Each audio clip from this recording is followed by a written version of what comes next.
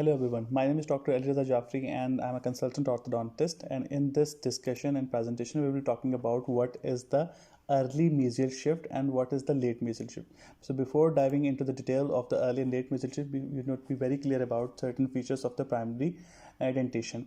In the primary dentition you have some spaces in between the teeth, as you can see over here, that in between the primary teeth you have mild spaces, and these are basically the physiological spaces between the incisors of the primary teeth. These mild spaces between the primary teeth is called the primary spaces. Okay, this is the primary space, but the primate space is the accentuated and increased primary space.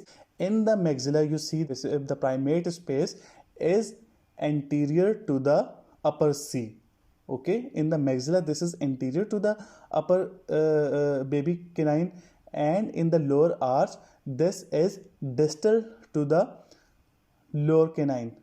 Okay, this is distal to the lower canine in the lower arch, and this is mesial to the upper canine in the upper arch. So what happened in the early mesial shift?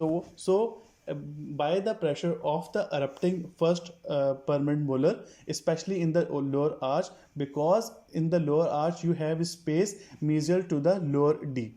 So at the time of the eruption of the lower 6, it start exerting pressure on the distal aspect of the lower E, and as a result of the pressure from the lower 6, the lower E start moving mesially. Okay, as you can see in this picture, the 6 is erupting. This is exerting pressure on the distal aspect of the lower E, and E is exerting pressure on the D, and as a result of the pressure these three posterior teeth start moving mesially into the primate space in the lower arch.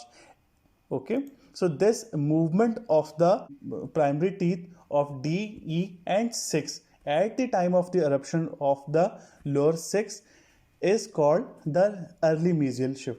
Why this is called early? Because this occur early in the mixed dentition phase.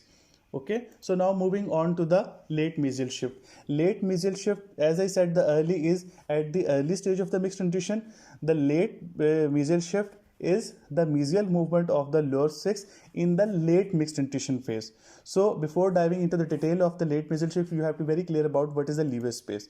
So leeway space is basically the difference in the sizes of the lower C, D, E and 3, 4 and 5.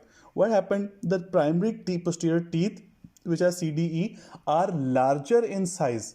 They are larger in size as compared to the lower 3, 4 and 5, and this difference mainly occur in the size of the E. So because of the size difference, when these primary posterior teeth exfoliate around in the late mixed dentition phase, after the eruption of the 3, 4, 5, you have small spaces, especially on the distal aspect of the lower 5, because of the size difference of the E and 5. In the leeway space, as I said, leeway space is the size difference between 3, 4, 5 and CDE.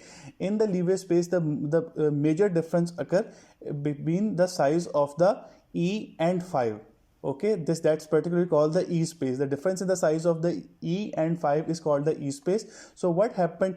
Because the space generate on the distal aspect of the 5, the 6 move mesially into this particular space. So this movement of the lower 6 in the late mixed dentition phase, at the time of exfoliation of the E and eruption of the lower 5, this mesial movement in the late mixed dentition phase into the leeway space is called the late mesial shift. Okay, and this occur into the leeway space. So as you know, this occur during the late mixed dentition phase, that's why this is called the late mesial shift. Okay, so this has a lot of significance. Its significance is because you have 2.5 millimeter leeway space on one side, and you have 2.5 millimeter space on the other side. So if you combine both sides, you have around 5 millimeter of space, which is the leeway space, and in this space the lower first permanent molar move mesially in the late mixed dentition phase. If you can stop somehow by the lingual arch or by some other lines, if you can stop the lower first pyramidal molar in the late mixed nutrition phase, then after stopping lower 6, you could be able to utilize this space for the correction of mild crowding and for the correction of other malocclusion. So you have the opportunity of utilizing this leeway space if you can stop this physiological mesial movement of the lower 6 into the leeway space. If I summarize the lecture, the early mesial shift is basically the mesial movement of the lower 6 around the age of 6 years at the time of the eruption of the lower 6.